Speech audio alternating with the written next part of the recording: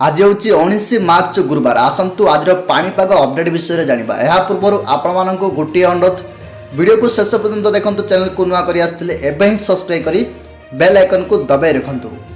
5 दिन काल बैशाखी आशंका। आसंता 22 तारीख जाए राज्यर विभिन्न स्थान में बिजुली घड़घड़ी सह वर्षा संभावना रही। आज कलाहांडी और नवरंगपुर जिला को ऑरेंज वार्निंग दि जाएगी। बिजुली घड़घड़ी सह वर्षा होईपारे। कुआपथर माड़ संभावना रही। घंटा प्रति 40 रु 50 किलोमीटर बेगर पवन बहीपे। तो बंधुगण आज कंधमाल, रायगड़ा, कोरापुट, गजपति और मालकानगिरी जिला को येलो वार्निंग देइछि आंचलिक पाणीपाग विज्ञान केन्द्र। 2 दिन मध्य दिनर तापमात्रा विशेष परिवर्तन संभावना नहीं। परवर्ती समय 2 ରୁ 3 डिग्री सेल्सियस ह्रास होईपारे। सूचनायोग्य आगामी 5 दिन राज्य में घड़घड़ी सह प्रबल वर्षा हेबो। विभिन्न स्थान में देखा मिल काल बैशाखीर प्रभाव एने आकलन करिछि पाणीपाग विज्ञान केन्द्र।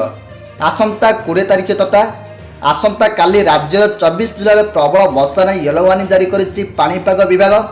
पश्चिम ओडिशार बरगढ़, सुंदरगढ़, संबलपुर, झारसुगुड़ा, केउंझर, मयूरभंज जिले में प्रबल वर्षा सह बिजुली घड़घड़ी सह 50 ରୁ 60 किलोमीटर प्रति घंटा बेगर पवन बहवा नहीं आकलन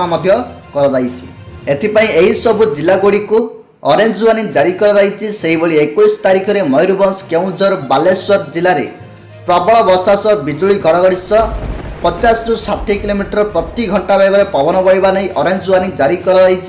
गत 24 घंटे राज्यर विभिन्न जिले में हालुकारु मध्यम धरणर वर्षा रेकर्ड कर। सुंदरगढ़ जिले में सर्वाधिक 35 मिलीमीटर वर्षा रेकर्ड कर। तब दर्शक जदि वीडियोटी इनफॉर्मेटिव होता है अधिक लोक शेयर करंतु।